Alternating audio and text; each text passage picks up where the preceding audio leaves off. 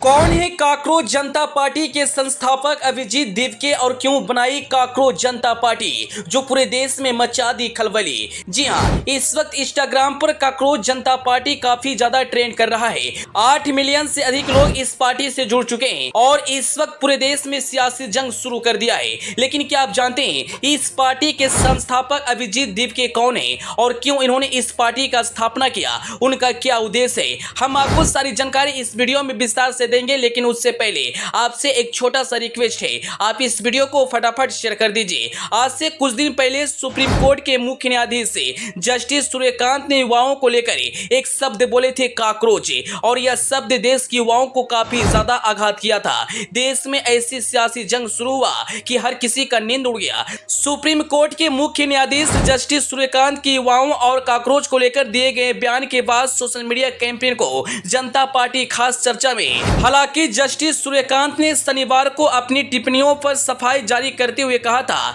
Media के एक वर्ग ने उनकी बातों को गलत तरीके से पेश किया। जस्टिस सूर्यकांत की बयान के बाद एक व्यंग्यात्मक सोशल मीडिया कैंपेन खास चर्चा में है। इस चर्चा के केंद्र में है काकरोच जनता पार्टी। इंटरनेट पर इसके नाम से वेबसाइट बन चुके हैं और इंस्टाग्राम पर 90 लाख से अधिक लोग जुड़ चुके हैं और बताया जा रहा है कि लाखों में लोग वेबसाइट पर इसकी सदस्यता के लिए खुद रजिस्टर भी किया है। लेकिन क्या है काकरोच जनता पार्टी और कैसे हुई इसकी शुरुआत, आइए वह भी जान लेते हैं। काकरोच जनता पार्टी के वेबसाइट पर इसके संस्थापक और संयोजक की जानकारी दी गई है। उनका नाम है अभिजीत दिवके। अभिजीत दिवके बीसीसी न्यूज मराठी में विस्तार से बात की। उन्होंने बताया कि किस तरह से सोशल मीडिया कैंपेन उन्होंने किस वजह से शुरू की। इस तरह का सोशल मीडिया कैंपेन का आइडिया कहां से आया, इस सवाल पर अभिजीत दिवके कहते हैं, मैं ट्विटर पर सीजेआई का बयान देख रहा था जहां पर वह जस्टिस की आलोचना करने और राय देने के लिए देश की युवाओं को तुलना काकरोच और परजीवियों से कर रहे थे।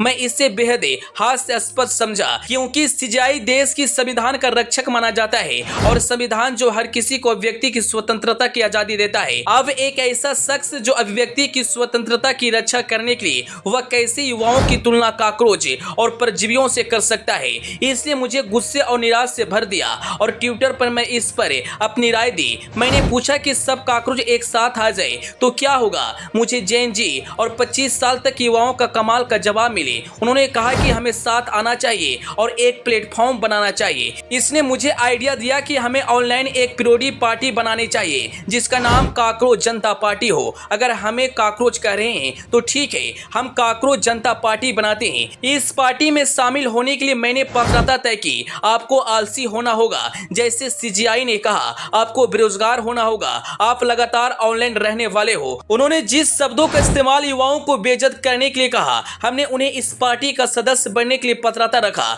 कुछ घंटों में इसने चमत्कार कर दिया और हर कोई इस पर प्रतिक्रिया देने लगा, खुद को रजिस्टर करने लगा। इसके बाद हमें लगा कि बड़ा होने वाला है और सिर्फ मजाक नहीं रह गया क्योंकि लोग निराश हो चुके थे। हमने एक वेबसाइट बनाई, पार्टी का घोषणा पत्र बनाए। इंस्टाग्राम पर हमारे 9 मिलियन से अधिक फॉलोवर हो चुके हैं और लाखों से ज्यादा लोग काकरोच जनता पार्टी के सदस्य के तौर पर रजिस्टर किया है।